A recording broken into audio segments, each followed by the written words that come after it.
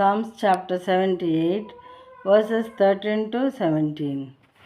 He divided the sea and let them pass through it, and made the waters stand like a heap. In the daytime he led them with a cloud, and all the night with a fiery light. He split rocks in the wilderness and gave them drink abundantly, as from the deep.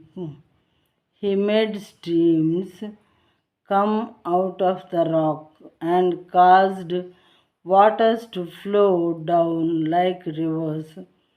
Yet they sinned still more against him, rebelling against the Most High. ఆయన సముద్రమును పాయలుగా చేసి వారిని అద్దరికి నడిపించెను. వారిని అంటే ఇశ్రాయేలీయుల్ని. మరి ఆయన నీటిని రాశిగా నిలిపెను. పగటి వేళ మేఘంలో నుండి, రాత్రి అంతా అగ్ని ప్రకాశంలో నుండి ఆయన వారికి త్రోవ చూపెను. అరణ్యములో ఆయన బండను చీల్చి సముద్రం అంత సమృద్ధిగా వారికి నీరు త్రాగనిచ్చెను. బండలో నుండి ఆయన నీటి కాలువలు రప్పించెను, నదుల వలె నీళ్లు ప్రవహింపచేసెను. అయినను వారు ఆయనకు విరోధముగా ఇంకనూ పాపం చేసినే వచ్చిరి.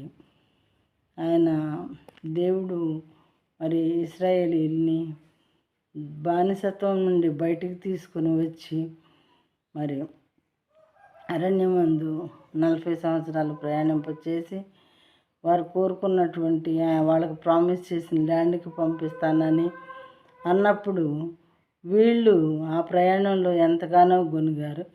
ఆహారం లేదని, నీళ్లు లేవని, మరి రకరకాల ప్రాబ్లమ్స్ చెప్తూ ఎప్పుడూ గొనిగేవారుగా ఉన్నారు. అయినను వారు ఆయనకు విరోధముగా ఇకను పాపం చేసినే వచ్చిరి. అలాంటప్పుడు దేవుడు కోపం వస్తుందా లేదా? ఎంతవరకైనా సహిస్తారు. ఎంత మంచి వాళ్ళైనా ఆ రకంగా దేవుని విసిగించిన వారుగా ఉన్నారంట అలనాడు ఇశ్రాయేలీయులు. ఈరోజు మరి వాక్యం ఇచ్చిన సహోదరి సహోదరుడా, మనం దేవుని కోపం తెప్పిస్తున్నామా? ఆ రోజు వాళ్ళు చేసినట్లు, ఆ రోజు వాళ్ళకి చెప్పినటువంటి మాటలే ఈరోజు మనకు చెప్పుతున్నారు. దేవుడు మనం సరి చేసుకునే వారుగా ఉంటే దేవుని దీవెనలకు మనం పాత్రులం అవుతాము.